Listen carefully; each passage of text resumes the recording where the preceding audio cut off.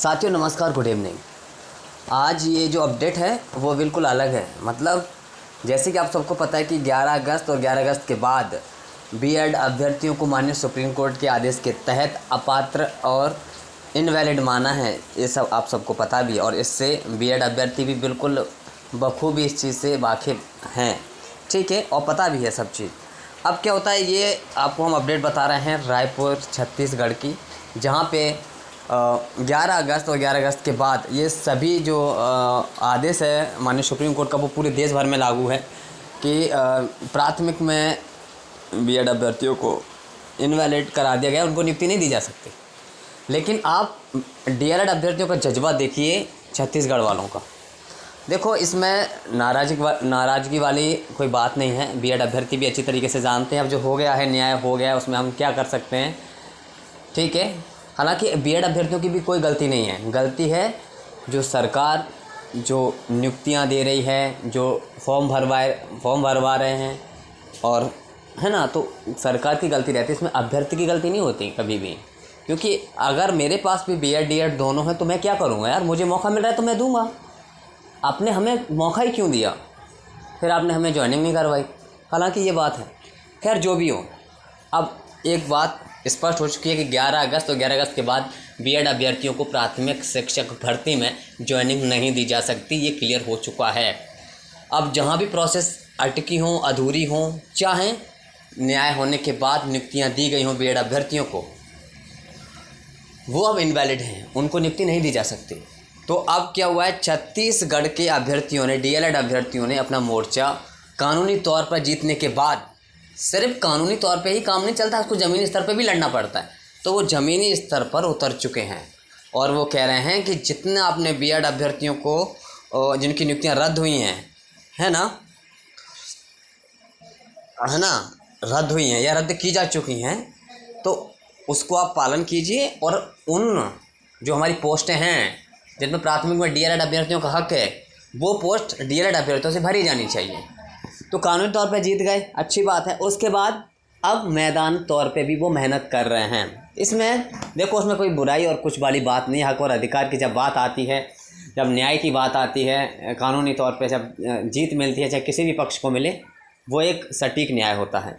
तो फिलहाल डीएलएड अभ्यर्थी जो हैं छत्तीसगढ़ के, वो मैदानी तौर पे भी पूरी मेहनत कर रहे हैं। हालांकि बिल्कुल अच्छा कर रहे हैं, क्योंकि अपने हक के लिए कौन नहीं लड़ता भैया। हम कानूनी तौर पे लड़े, हज़ारों लाखों अभ्यर्थी हैं, जो हज़ारों अभ्यर्थी उसमें इन्वॉल्व रहते हैं, लाखों, लेकिन हज़ारों अभ्यर्थी तो ऐसे हैं जो उसमें सेलेक्ट हो सकते हैं आराम से। अगर आप बीएड अभ्यर्थियों से आप नियुक्ति ना देते, उनसे पेपर ना लेते, तो आज कितने डीएलएड अभ्यर्थियों को उनका हक मिलता, उनको ज्वाइनिंग मिलती। तो हालांकि इसमें मध्य प्रदेश के डीएलएड अभ्यर्थियों को भी सोचना चाहिए, हज़ारों की संख्या में हैं और कानूनी तौर पे चल रहा है, वहाँ भी दम जितनी भी लगानी थी आप लगा रहे हैं, जो भी चल रहा है ठीक है। लेकिन आपको ज़मीनी स्तर पर एक व्यक्ति अभी तक नहीं दिखा है, ज़मीनी स्तर पर एक व्यक्ति ने डीएलएड का दिखा है जो भोपाल में जाके अपनी मांग कर रहा हो। हालांकि ज्ञान देने में तो बहुत माहिर हैं, एक दूसरे को देंगे और ग्रुपों में तो बड़े बड़े एक से एक सीनियर, एक से एक जूनियर बन जाएंगे, और एडमिन मतलब कोई कुछ मतलब बहुत सारे एक्सप्लेन करेंगे चीज़ें, बहुत सारा ज्ञान है उनके पास।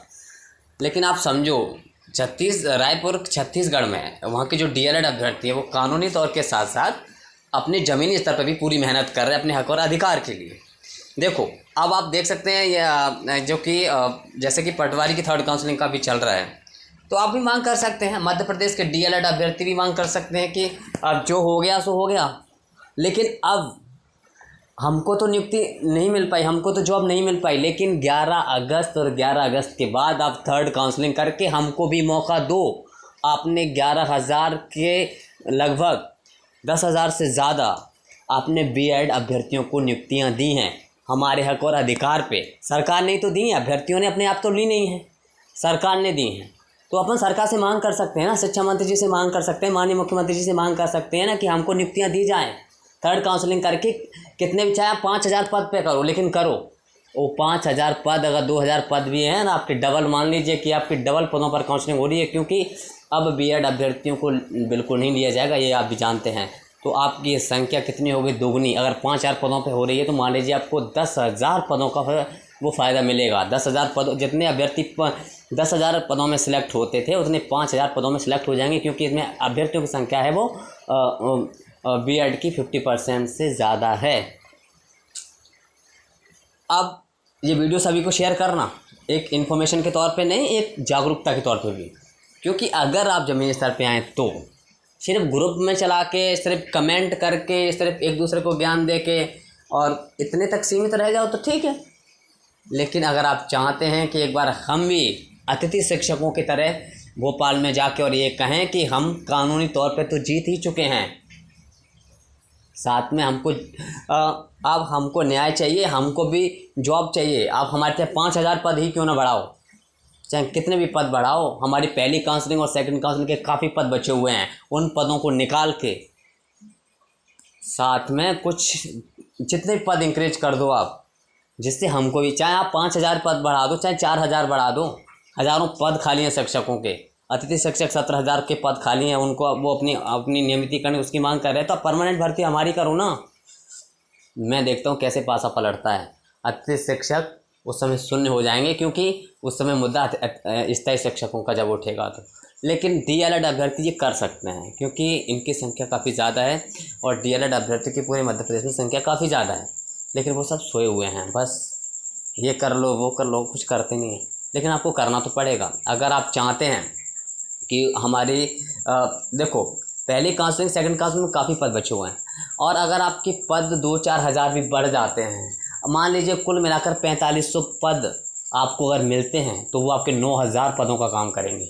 और 9,000 पदों में प्रत्येक कैटेगरी की काफ़ी नंबर तक 5-6-7 नंबर तक आराम से जा सकती है, क्योंकि अब जो है आप जानते हैं कि अब जो है, जैसे मान लीजिए अगर अब इसीलिए जा सकते हैं क्योंकि अब जो है बीएड के अभ्यर्थी अभी भी उसमें 50% से ज़्यादा हैं। अगर बीएड अभ्यर्थी उसमें नहीं रहते हैं, ठीक है, तो क्या होगा, आपको पूरी पोस्ट मिलेंगे, लेकिन आपको ज़मीनी स्तर पर उतारना, एक बार तो जज्बा दिखाना पड़ेगा, दिखाओगे तभी जाके कुछ होगा। मैं इसको बहुत जल्दी में पढ़ लेता हूँ। प्राइमरी स्कूलों में रद्द की जा चुकी बीएड वालों की नियुक्ति, सुप्रीम कोर्ट के निर्णय का पालन करने की मांग। ठीक है, एक बार पढ़ लेते हैं। रायपुर प्राइमरी स्कूलों में सहायक शिक्षक के पद पर बीएड डिग्रीधारियों की नियुक्ति को हाईकोर्ट द्वारा रद्द करने तथा सुप्रीम कोर्ट द्वारा आदेश को यथावत रखे जाने के फैसले के बाद डीएड और डीएलएड डिग्रीधारी अभ्यर्थियों ने नए सिरे से सूची जारी कर नियुक्ति देने की मांग करते हुए धरना शुरू कर दिया है। नया है ना, नवा रायपुर के तूता में कई विद्यार्थी अपने परिवारों के साथ धरने पर बैठे हुए हैं। प्राइमरी स्कूलों में डीएड एवं डीएलएड डिग्रीधारियों को सहायक शिक्षक के पद पर नियुक्ति दी जाती है, परंतु कांग्रेस शासनकाल में शिक्षक भर्ती 2023 में नियम में बदलाव करते हुए प्राइमरी स्कूलों के लिए डीएड व डीएलएड के साथ ही बीएड अभ्यर्थियों को भी पात्र कर दिया गया। इसके कारण ही बड़ी संख्या में डीएड और डीएलएड डिग्रीधारी सहायक शिक्षक बनने में वंचित रह गए। उनके स्थान पर बीएड वालों को नौकरी मिल गई। नियम में बदलाव का उस समय कड़ा विरोध भी हुआ था, परंतु सुनवाई नहीं हुई। इसके बाद डीएड डीएलएड अभ्यर्थियों ने हाई कोर्ट में याचिका लगाई। हाई कोर्ट ने 6 माह पहले सुनवाई करते हुए सहायक शिक्षक के पद पर बीएड डिग्रीधारियों की नियुक्ति निरस्त करने का फैसला सुनाया। इस फैसले को बीएड डिग्रीधारियों ने सुप्रीम कोर्ट में चुनौती दी, परंतु वहां से इन्हें कोई राहत नहीं मिली। सुप्रीम कोर्ट के फैसले के बाद डीएड डीएलएड डिग्रीधारियों ने बीएड वालों की नियुक्ति को रद्द करते हुए नए सिरे से सूची जारी कर 6 सप्ताह के भीतर नियुक्ति आदेश जारी करने की मांग करते हुए आंदोलन शुरू कर दिया है। बड़ी संख्या में डीएड डीएलएड धारी अभ्यर्थी नया रायपुर के तूता में धरने पर बैठे हुए हैं। कुछ अभ्यर्थियों द्वारा आमरण अनशन भी किया जा रहा है। पिछले दिनों कुछ अनशनधारियों की तबीयत भी बिगड़ गई, जिन्हें अस्पताल में ले जाया गया। धरने में अभ्यर्थियों के परिवार वाले भी शामिल हैं। लोक शिक्षण संचालनालय ने शासन से मांगा मार्गदर्शन।